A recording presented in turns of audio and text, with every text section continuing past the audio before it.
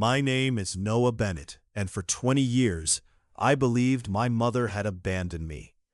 That was the story everyone told. When I was 9 years old, she walked out of our house one rainy night and never came back. My father, Michael, said she had chosen someone else over us. Our relatives believed him, our neighbors believed him. Eventually, so did I. I grew up with one question I never asked out loud. Why wasn't I enough for my own mother? Every birthday, I secretly hoped she would call. Every Christmas, I looked at the front door just a little longer than everyone else. Nothing. Years passed. I graduated college, started my own business, bought my first apartment. Life moved on, but that empty space inside me never did. Then, one ordinary Monday morning, everything changed. I received a phone call from an unknown number. When I answered, no one spoke. Instead, I heard a voicemail, a woman's voice, soft, shaking. She said only 6 words, "Noah, if you hear this, run." The message ended. I froze. I hadn't heard my mother's voice in 20 years, but somehow I recognized it instantly. I called the number back. It no longer existed. I played the voicemail again and again. Then I noticed something strange. There was a train horn in the background, followed by church bells.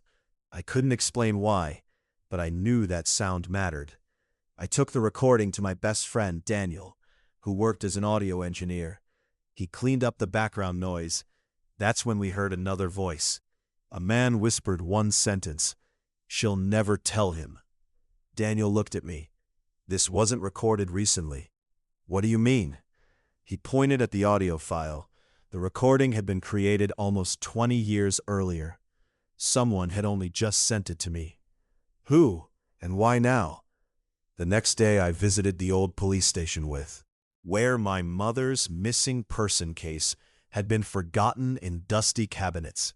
Most of the files were missing, but one photograph had survived.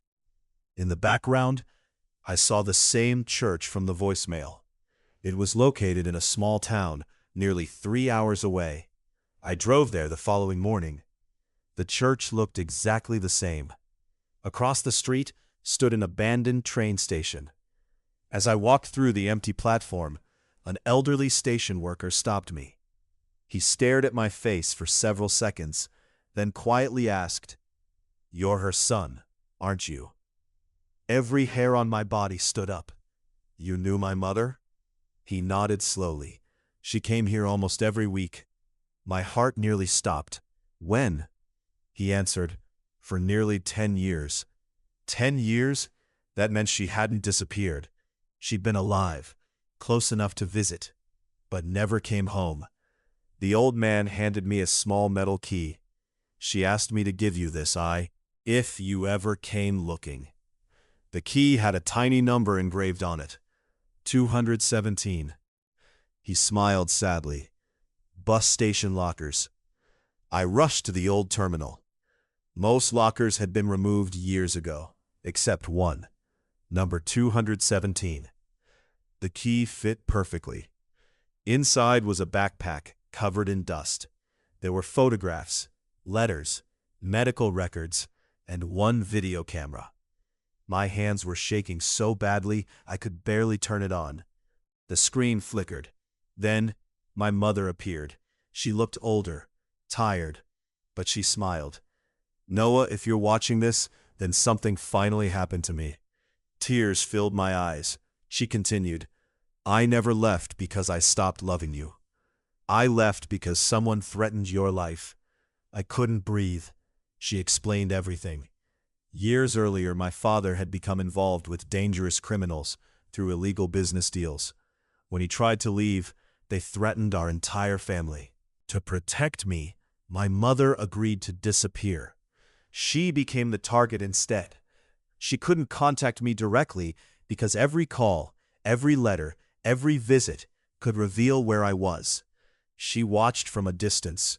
Every birthday, every graduation, every important day, she was there, just hidden. Then she looked directly into the camera. "I'm sorry you had to grow up believing I abandoned you. It was the only way to keep you alive." I broke down crying. Everything I believed for 20 years was a lie. When I returned home, I confronted my father. At first, he denied everything. Then I showed him the video. He sat in silence. Finally, he admitted the truth. He had let me hate my mother because it was easier than explaining the danger. He thought the truth would only destroy my childhood. Instead, the lie destroyed 20 years of my life. Weeks later, investigators reopened the old case using the evidence from the backpack. Several people connected to the criminal network were finally arrested. But none of that mattered as much as the final letter my mother left me. It read, "If I don't live long enough to see you again, promise me one thing. Don't spend your life hating someone until you know the whole story." Today, I keep that letter in my desk. Whenever I feel angry, whenever I think someone has given up on me, I read it again. Because sometimes, the people who seem to leave us are the very ones sacrificing everything to protect us. And sometimes, the truth doesn't arrive when we want it. It arrives when we're finally strong enough to hear it.